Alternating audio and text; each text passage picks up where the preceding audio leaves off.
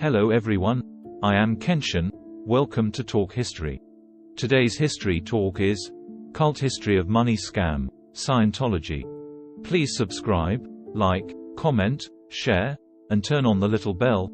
Thank you. Do you still remember that on July 8, 2022, at around 11:30 a.m., former Japanese Prime Minister Shinzo Abe was assassinated by Tetsuya Yamagami with a homemade gun while campaigning for a senatorial candidate from his party at Yamato Nishioji Station in Nara City. As for the motive of the murder, there were economic difficulties, and his mother's donation to the Unification Church led to family bankruptcy. He stated that he originally wanted to assassinate the church leader Han Hak-ya, but since 2020, due to the epidemic, she has not been to Japan, so he changed his target to former Prime Minister Abe. This reason originated from the Unification Church in South Korea, which has always been controversial in Japan. Not only did the church insist on letting 30,000 people participate in a mass wedding when the epidemic in South Korea was most tense, but it was also exposed by the Washington Post. The Unification Church, founded in South Korea, has regarded Japan as the most reliable cash cow for more than 60 years, with up to 70% of its wealth coming from Japan. One of the methods of collecting money is to scan obituaries and visit the bereaved families, stating that the deceased told them to donate money to the Unification Church in order to improve their status in the spirit world. Another method is to pay money to invite politicians and celebrities to give speeches at Unification Church gatherings in an attempt to establish the church's unshakable prestige. In addition to Abe, former U.S. Presidents Trump, Bush Sr., and Ford, as well as former Soviet leader Gorbachev, have all given speeches at Unification Church events. No wonder many people have said that the most profitable way is to engage in religion, with low cost but high return, and it's extremely profitable. But the Unification Church, which is considered a cult in South Korea, although it is fierce in collecting money, compared with another cult in the United States, it is a small witch seeing a big witch, that is, the Scientology we are going to talk about today. Its horror is absolutely shocking, and Chankson will talk about it next. Scientology, also known as the Church of Scientology, was founded by Ronald Hubbard in 1953. Before that, he was actually living in poverty, barely making a living by writing third-rate science fiction novels. The reason for his creation of the religion was very secular and realistic, not at all about saving humanity, but simply about making money and not wanting to pay taxes. And the United States does not tax religious organizations, which is exactly what he wanted. At the beginning of its creation, it first fabricated an absurd story to explain the root of human suffering, about 75 million years ago. In order to solve the problem of overpopulation, the leader of the Galactic Federation sent billions of aliens to Earth and threw them into volcanoes to kill them. The souls of these dead people attached to humans, which is the root of human suffering. So how does he make money? Have you heard of the indulgences sold by the medieval Catholic Church? He copied the method and claimed that if you want to clear your original sin, then accept our auditing treatment. In fact, it's just simple hypnosis and confession. He later stated that only by continuously doing auditing can people infinitely approach transcendence and be liberated from the original sin of suffering. And this cost is not small. Just 1 hour costs $800, and each time it starts at least 2 hours. This alone has drained the savings of countless believers' families. According to reliable information, when Hubbard died in 1986, his personal wealth exceeded $600 million, enough to be among the top 5 on the Forbes rich list at the time. What's even more exaggerated is that this does not include the church's property and real estate worldwide. After the second leader, David Miscavige, took office, he turned Scientology from a money-collecting organization into a complete cult.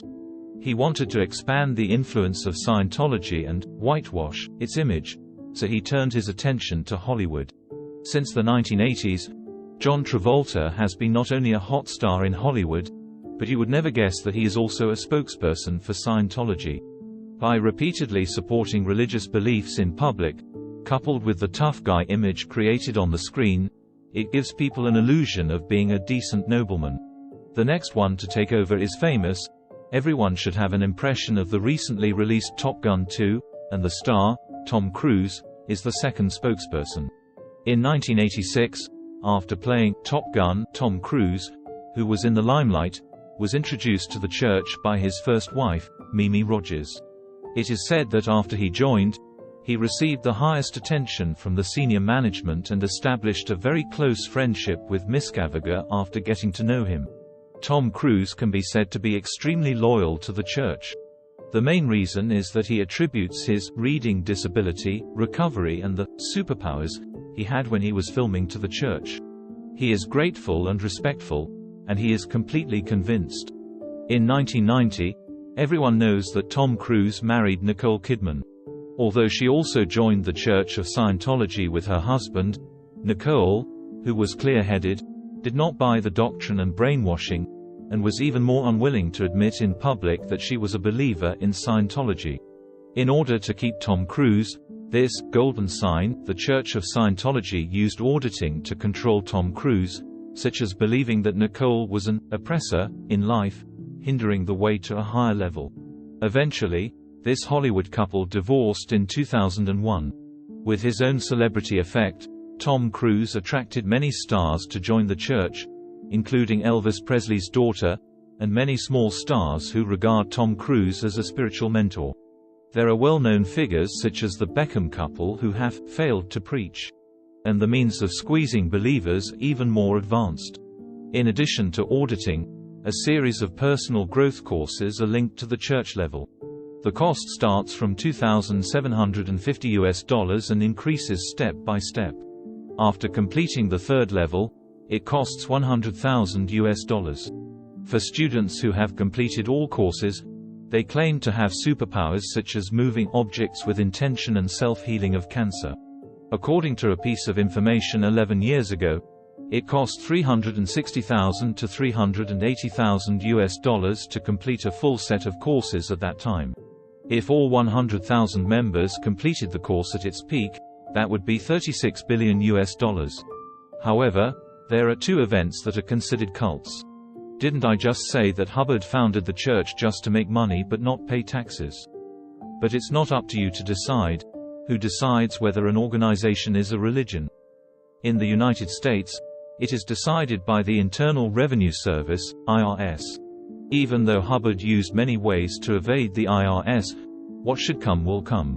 In the 1980s, the IRS once decided to trace back all the property taxes of the Church of Scientology since its establishment, with a total amount of as much as $1 billion, and by this time Hubbard had already passed away. What did Miscavige do? He directly mobilized the masses, and at the church gathering, he passionately said that the church is already a matter of life and death, and described the IRS's request for back taxes as religious persecution. So, in the few months before the IRS was preparing to take action, countless courts across the United States received thousands of complaints, all pointing at the IRS and the department itself, staff and their families, but there were no complaints related to the Scientology case. If these complaints were handled, they would probably not be finished until today, forcing the IRS to declare Scientology as a religious organization in 1985, and the tax evasion case was withdrawn. The second event is to buy the enemy. Before 1996, the Cult Awareness Network, CAN, was the leading website among all critics of Scientology. But as early as 1991, supporters of Scientology constantly filed legal lawsuits against the organization, accusing it of violating religious freedom. The constant lawsuits made the Cult Awareness Network unable to support, and it finally went bankrupt in 1996. As a result, it was fully acquired by Scientology. The former anti-cult public welfare organization became a propaganda tool. It's bad enough, right? As for how they did it, former members of the Cult Awareness Network said, "For every 5 cents we spend, they spend $1." In simple terms, they used a money war to bring down the Cult Awareness Network. At its peak, Scientology had over 100,000 followers in the United States. As more and more people recognized its cult-like nature and chose to leave, the number has now fallen to less than 20,000. Even so, no one can accurately estimate their wealth. As of 2012, their book assets alone amounted to $1.5 billion, and they own countless businesses worldwide, including real estate, shopping malls, entertainment, and so on. Returning to the present, the Associated Press reported that the Unification Church was criticized in the 1970s and 80s for using deceptive methods to solicit donations from believers to its founder, Sun Myung Moon. In Japan, it was also accused of urging believers to buy expensive items, and even sell their own properties to make donations. But in fact, the development of the Unification Church in Japan cannot be separated from politics. In the early 1960s, Shinzo Abe's grandfather, Kishi Nobusuke, who was then the Prime Minister of Japan, was facing a growing labor movement and was worried about the expansion of communism in Japan. The Japanese leadership at the time saw the Unification Church as a tool to promote anti-communist ideas in Japan, and the anti-communist Unification Church was considered by Kishi Nobusuke to be in line with Japan's national interests. The Associated Press reported that Kishi Nobusuke's close relationship with the Unification Church is well known, and the church's headquarters was even once located near Kishi Nobusuke's residence in Tokyo. The Japan Bar Association pointed out that in the past 35 years, there have been 34,537 cases of assistance related to the issue of the Unification Church's money collection, involving about 123.7 billion yen. In the past 5 years alone, there have been about 580 cases, involving about 5.4 billion yen. The former president of the Unification Church in South Korea, Kuo Dingwan, even admitted that he had advocated using the Unification Church in Japan as an economic team to maintain the operation of the organization, but the plan encountered difficulties, which is consistent with the Washington Post's report that 70% of the wealth comes from Japan. Recently, the Japanese media, Daily Modern, reported that a 40-year-old former Unification Church woman, Miss A, came forward and said that because of her mother's belief in the church, she also became a believer when she was in high school. In 1995, she was designated to marry a Korean man who had no job, no house, and even dropped out of middle school in a large-scale international matchmaking event. After living in poverty in South Korea for 10 years, she finally returned to Japan. Since her mother was also a believer in the Unification Church, she had to report to the police, asking her mother not to approach her and her daughter, which is equivalent to cutting off the mother-daughter relationship. Simply put, because of the Unification Church, in the past 30 years, they have only exchanged for the result of relatives leaving each other and dissipating their family wealth.